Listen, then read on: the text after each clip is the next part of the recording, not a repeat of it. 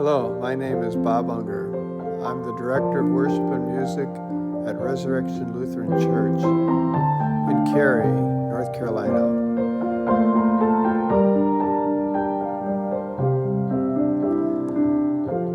I'd like to continue reflecting on another great praise hymn. Praise to the Lord the Almighty.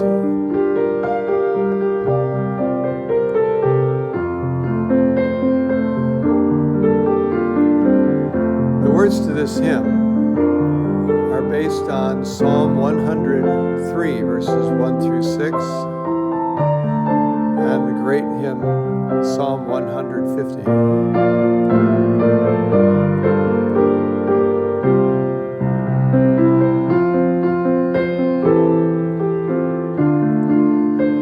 The words to Praise to the Lord the Almighty were written by Joachim Neander and published in Bremen in 1680.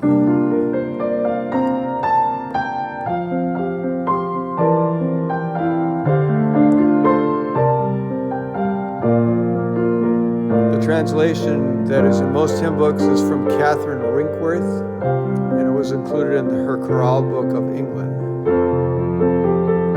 in the 1800s.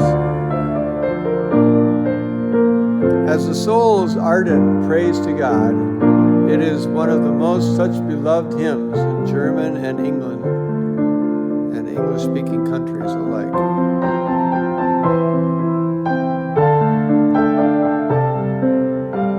Personal in nature throughout, it is a hymn appropriate for birthdays and festive occasions in the life of an individual Christian, as well as for corporate worship and celebrations in the church.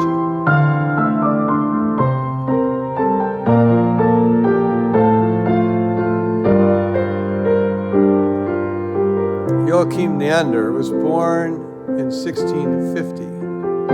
His father, his grandfather, his great-grandfather, and great-great-grandfather, all named Joachim Neander, were all preachers of the gospel. As a student, however, this Joachim was wild and rebellious.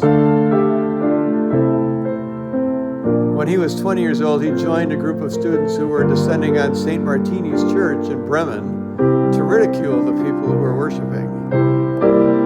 But it just so happened that there was a sermon that day by Reverend Theodor Undereich that changed him. And only a few years later, he was the assistant preacher at that same church.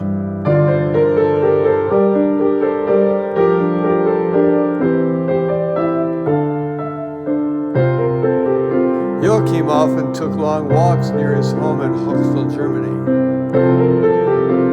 They were worship walks, and he frequently composed hymns as he strolled. He was the first hymn writer from the Calvinist branch of Protestantism.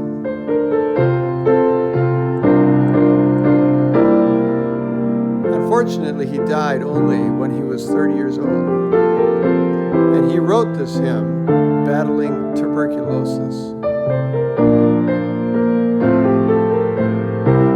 Praise to the Lord the Almighty, the King of creation. O my soul, praise him, for he is their health and salvation. Let all who hear now to his temple draw near. Join in glad adoration.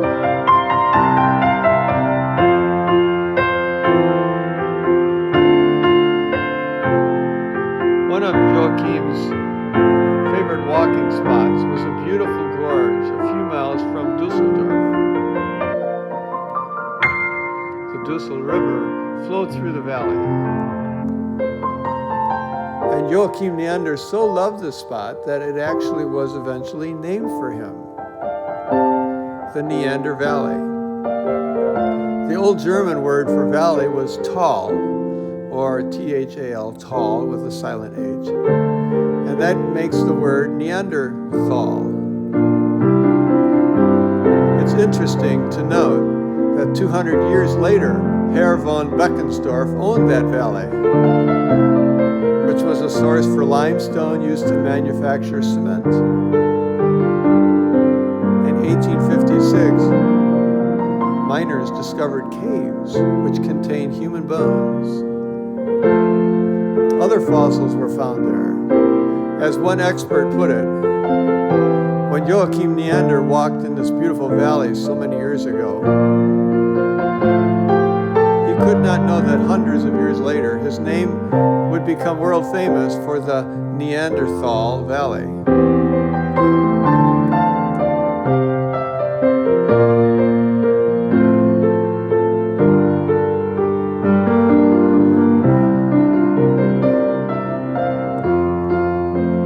I'd like to read a devotional thought from Ponder Anew, a hymn journal of trust and confidence. This thought reflects on especially verse 4, where it says, "Ponder anew what the Almighty can do, who with his love doth befriend us." And this devotion picks up on the whole idea of befriending us. I love spending time with my best friend. Sometimes we hang out and play a game. Some share stories, sometimes maybe have a drink. Sometimes the conversation is more serious than that. What I'm struggling with, what made him confused, what broke my heart. I can entrust my friend with who I really am, and how I really feel, and what I really feel and think. Even if I'm not sure what that is. Even if I don't like what that is. I have learned over time that I can trust my friend to listen, to encourage, to laugh, to console, to forgive, to share my life, my dreams, my sorrows, my hope, my failure, my shame, my hurt, me, all of me, the unfiltered me. If you try to make Jesus your buddy or God your BFF, of course you will miss some of the most important things about God's transcendence and power and perfection and regal. At the same time, God actually called Abraham his friend. Jesus called his disciples my friends. Your relationship with the Almighty God, the King of the universe, majestic in power and glory from eternity to eternity, is so much more than the relationship you have even with your closest friend. But your relationship with God is never less than that. Jesus is not just your Lord and King. Jesus is your friend. Your closest friend. Your most trusted friend.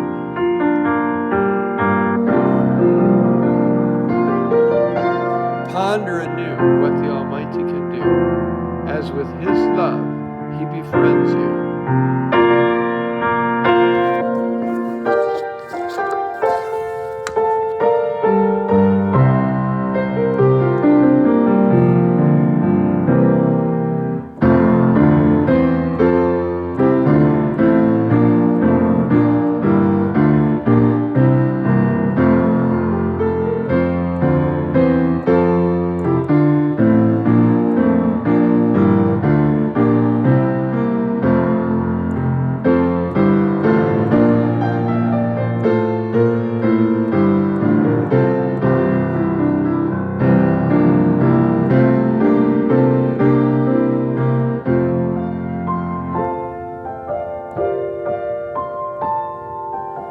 I'd like to close with a reading from John 15, 9 through 17.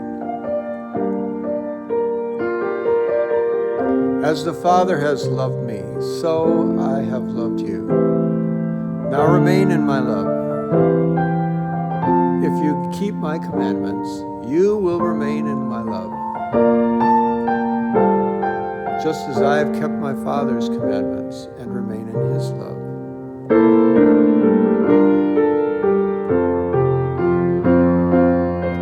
I have told you this so that your joy may be in me and in you, that your joy may be complete.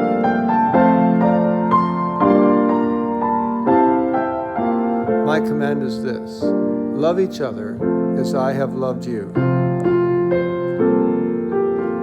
Greater love has no one this, to lay down one's life for one's friends.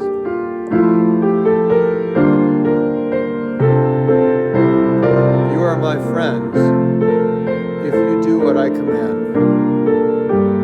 I no longer call you servants, because a servant does not know his master's business.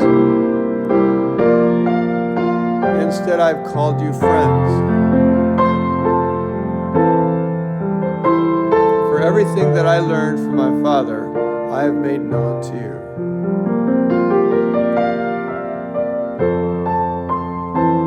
You did not choose me, but I chose you and appointed you so that you might go and bear fruit.